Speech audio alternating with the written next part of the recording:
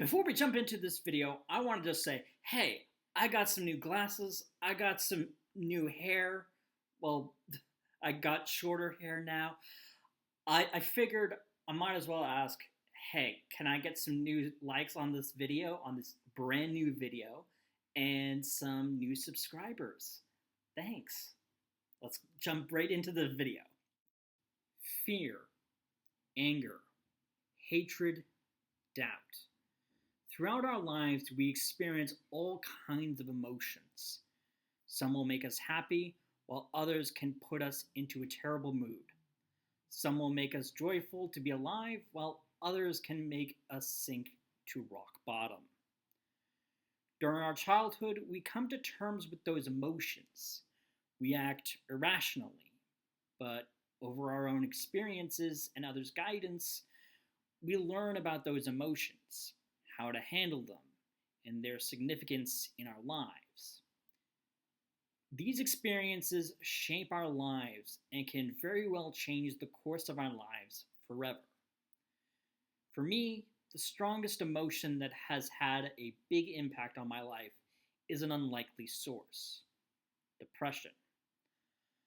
I know full well that talks about depression tend to lean more to the suicidal thoughts and overall extreme side of depression, but we won't be going there. My story on my own personal depression is unlike a lot of people's experiences. In fact, I commonly say my fight with depression is nothing that significant.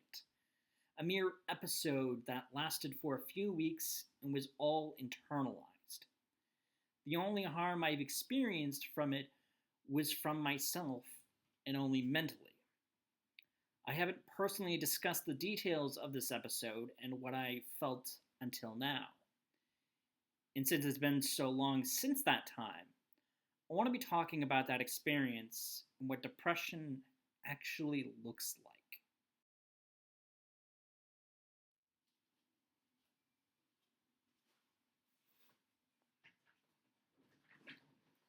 Ever since I got to middle school, I had changed drastically. In elementary school, I was found running around with other kids and spending time with a variety of them. Back home, I also had other kids I could spend time with too, though they were a few years younger than me. But like I said, that started to change once I hit middle school. I started to not like spending time with the kids around my neighborhood, seeing how they were a little out of my age group. There were still some friends my age I spent time with, but they behaved similarly. They were reserved, and we bonded over video games and Magic the Gathering. A lot of just nerd stuff. I have the power of God and anime on my side! Wait, At the end of the day, I was scared. I was shorter than other kids, and being an early student, I was an age behind most of my classmates. Along with an entirely new environment, I didn't feel comfortable at all and began to isolate myself, sticking with my current circle of friends who, like me, were battling their own demons that they never spoke of. All of this culminated into a depression episode that I experienced when I was in 8th grade. As a way of trying to branch myself out, my last year of middle school, I was getting involved in various groups. Part of the school orchestra, choir, student council, and a small youth group that was in the school. I was a pretty strange child, given that I liked to keep to myself, but still wanted to be involved in groups and social activities, and loved to talk. All of this was to seek out social connection and approval. I wanted to be useful. I wanted to be seen as helpful, despite my personality being that of an annoying 12-year-old boy that poked people and was obnoxiously loud. All that came crumbling down in my 8th grade when my friend told me someone in the class was making fun of me and was spreading rumors around the school. What did you say, punk? Big meaty? While I wasn't directly bullied by anyone throughout my school life, this event was the closest thing to bullying I personally experienced, and I handled it poorly. In fact, I was a bit of an ass about it in certain cases. Though, what can you expect from a 12-year-old who never had this issue before in their entire life? I didn't have the tolerance to brush off comments like I do now, nor am I a guy who is seeking validation and approval by every single person I encounter. Instead, I was a weird preteen that wanted everyone's validation while offering little respect or desire to know someone. And in that context, hearing that I was being insulted caused me to cave. Oh, God! No, God, please, no! No! It got me to think negatively. It got me to abuse myself mentally. What happened in that moment was the beginning of a depression episode, a steady regression and negative view of myself where I would mentally beat myself down and never try to improve myself or my situation. I started to become more emotional, and that caught the attention of teachers and school administration. When I explained the situation, that someone was spreading a rumor and it upset me, the recourse was to talk to the student that I was informed about and get them to apologize about this whole mess. When they approached that student, they claimed they did nothing. Please disperse! Nothing to see here! Even though I knew this to be true, based on my friend was saying who had no reason to lie to me at all, I grew more internally reserved and sad. I felt like I couldn't rely on anyone at all to get anything done. The teachers and administration did nothing beyond that, and when I spoke about it in that youth group I was part of, there were very similar sentiments. Being somewhat religious back then, it felt like God had abandoned me. Thus, I abandoned my faith entirely from that point forward. The only person that was able to provide me comfort in any of this was my dad. After having an emotional breakdown after a few weeks, we had a long talk. That talk made me realize that other people were going through similar things that I was experiencing, and me being who I am, wanted to help people go through it. We shall go together. This is what pulled me into being addicted to the online world. While I'm not that active on social media, funny enough, I found myself healing over time by talking to other people around my age through various forums and pet sites. I found it more comfortable to be someone I wasn't rather than my actual self online, and thus I was able to heal myself and put myself in a completely different situation from who I actually am. All of this has culminated into who I am now and who I am trying to become. I can't right my wrongs about being an annoying tween or being someone you don't want to be around. The only thing I can do is seek out connections now, treat people better, and be better myself. It's for this reason that I'd like to go back to how I overcame my whole depression. How did I get to being this contradictory mental mess of a human being?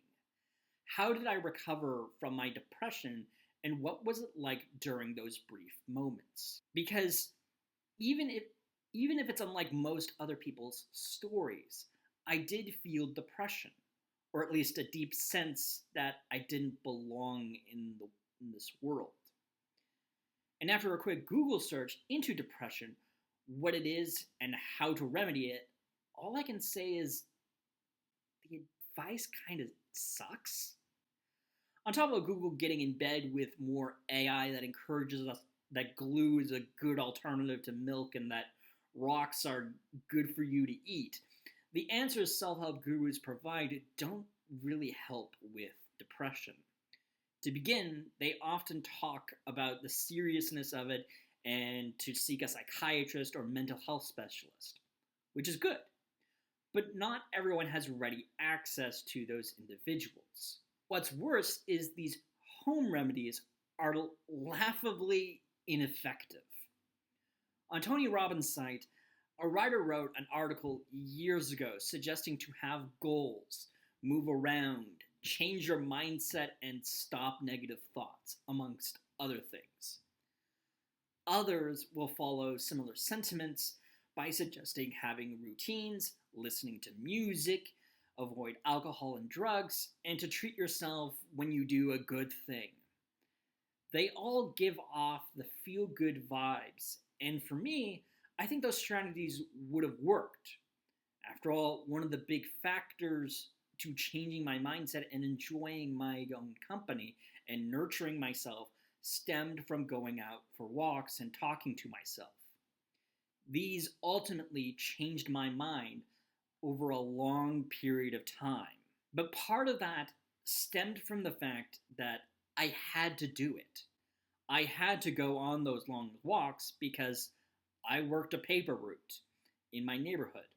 I could have stopped at any time, but I was into magic and needed money for events and buying cards. And my parents sure as hell weren't giving me an allowance to cover that expense. The thing is, not every kid or adult has great parents or social networks that they can turn to and rely on during times like that. Sitting in your own head is very difficult too, as it took even more time for me to get out of a regressive and negative mindset than others who might have had access to therapy. Meanwhile, my addiction to being online stunted my ability to talk with people in the real world. I was inadvertently pushing people away even more than I was in middle school, despite yearning for deeper bonds of friendship. If that was my experience with this generic advice, then I can imagine people who suffered more severe than I have having an even worse time. It's to the point that the advice is completely unhelpful and just terrible. You know, geez, that's terrible. To fully understand why I think some advice on depression is bad, it's important to understand the common culture around depression. For sure, you have generic boilerplate advice like smile, think happy thoughts, and so on. These can also be expressed by people telling you to smile more, or to remind your feelings are temporary and things like that. But the reason people act that way around depression comes down to the fact that a single study proposed something about depression. It claimed that depression was a chemical imbalance, and the only way to fix it was simply rebalancing yourself. Between the 1990s and up to 2010, pop psychology videos, self-help gurus, research papers, and medical textbooks all pointed to this concept that depression episodes were just chemical imbalances that we experience. Similar to the pep talk that my dad gave me near the end of my episode, people commonly think this is a natural occurrence and that everyone goes through. This emboldened the general public and people who pushed positivity even further. Seeing it as a cure to depression, the methods and tips that are being suggested all revolve around the idea of boosting one's serotonin levels. After all, the study found depression was connected to low serotonin levels. As such, it made sense some of the advice offered aligned with those things. If you had goals, you had purpose and meaning. To gurus, this was your North Star to navigating your emotions and getting lost in the process to the point that you found meaning and happiness through that. 42. The same logic can apply to all other methods since gurus believe these things can make you happier and boost your serotonin levels. The only issue is that the more scientists research depression, the more they realize it's not a chemical imbalance at all. Liar! In fact, antidepressants, today's modern solution to clinical depression, is basically a placebo effect for patients. It's similar to an aspirin to treat a headache. We're told it cures headaches, but our body might not have an aspirin deficiency. It could be the fact that you're dehydrated or you've been staring at screens for too long or something of that effect. What this all means is that the solutions that we have in place to deal with depression, and by extension, clinical depression, are built on a false narrative. I don't disagree that the advice that many offer can help. If I ran into a similar Tony Robbins article on depression back in the early 2000s, maybe it could have helped me. But I'm just one case. And for me, it was only a gloomy period. Yeah, it was mentally traumatic and changed who I totally am, but come on. I'm a white man who knows full well, even now, that I have privileges that stem from me simply existing. Because of those things, I wanted to do some research into what depression actually looks like. Moving past the pop psychology and little pick-me-up activities one can do, I wanted to get a clearer picture of what my teenage self was trying to help people out with on some random pet site in the early 2000s. To begin, I looked into antidepressants. Even though I just criticized them, I know they do work. The issue has more to do with how they're marketed and viewed by us rather than what they actually do. For example, just the name antidepressant seems misleading. From the name alone, you could guess antidepressants are simply serotonin boosters. After all, serotonin is that chemical imbalance that you're experiencing, right? No. Antidepressants function in a different manner. For example, antidepressants contain a cocktail of drugs, one of which is tryptophan, a drug that is a serotonin precursor and helps with getting restful sleep. There were even studies that showed just taking tryptophan helped those with depression, and that a lowered amount of the drug did lead to relapses of depression. Beyond that, we're also aware that depression could be in someone's genes, with about 200 of them linked to depression and several hundred marked as possible risk factors. Because of how our genetics work and how babies are made, chances are likely that we all have one or two of these genes somewhere in our bodies. While genetics linked to emotions is not really concrete, we do know how certain situations can trigger certain emotions, and genetics can be related to that in some cases. Remember the pandemic and how we were in constant lockdown? Some of us didn't mind those restrictions, while others had mental breakdowns over that. And in some cases, some of them just refused to obey the lockdown rules. But out of all of those theories and ideas proposed, the one I feel the most is on track of what depression actually looks like has to do with our brain. In particular, our neural pathways. We know that from several studies, neuron pathways are formed in our mind to bridge together information and routines. All of our habits and thinking processes stem from this. But what's more important is that our process for doing that is different from person to person. Jonathan Ripple, a researcher in affective disorder and neurostimulation, found an interesting discovery when he scanned the brains of depressed volunteers versus non-depressed volunteers. He noted the difference in one's brain was the amount of connections in the white matter of our nerve fibers. Those with depression had fewer connections than those that were not. What he suggested with that discovery is that the answer to depression could simply be developing neuroplasticity, our brain's ability to create new connections in our brain and ultimately change our wiring system. In this light, depression can look like simply a regression from engaging in anything. That the problem itself is the person depressed is not doing anything that is engaging or improving the moods in any way.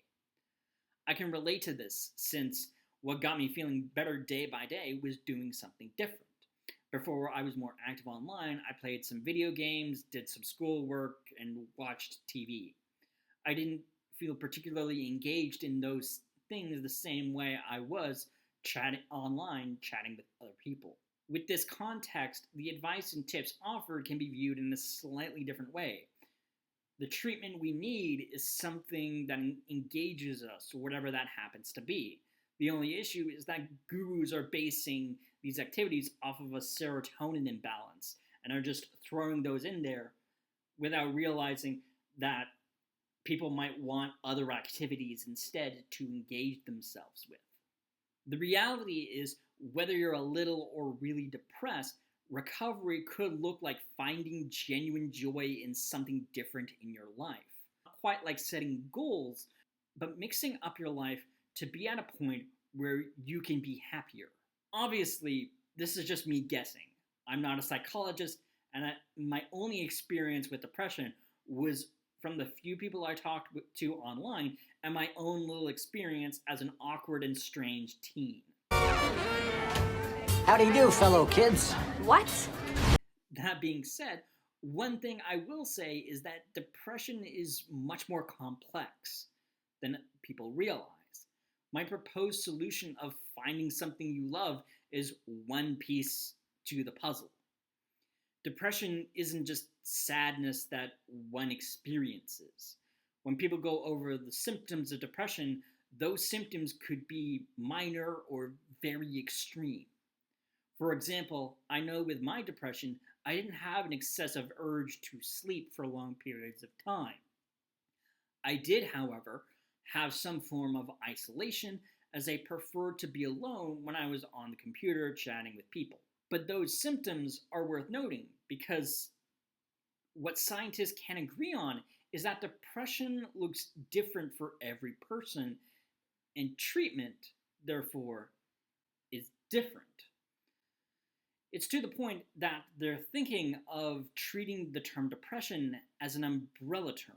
Similar to cancer, we know that there are different kinds of cancer, but calling it cancer as a general term gives us the understanding that this is a complex and deadly disease, and treatments vary based on what kind of cancer you have. This, to me, is an honest, good first step for those with depression. There's still some challenges, but getting us to move past the idea that depression is just extreme gloominess, or that it can be remedied by taking a pill, getting some sunlight, or meditating, can get us to think of depression as something more than what we're currently thinking of about it right now. Depression is more complex, and more importantly, there are many different ways to treat it than what people are spitballing right now. And having that conversation is easier when we see depression for what it actually is. Hey guys, thank you so much for watching the entirety of this video. I know it was a very long one, but I appreciate you guys watching the entirety of it. And if you haven't done so already, I would strongly encourage you to subscribe to this channel if you haven't done so already, and also to leave a like on this video. It really helps with the algorithms, and yeah, I'll see you guys next week.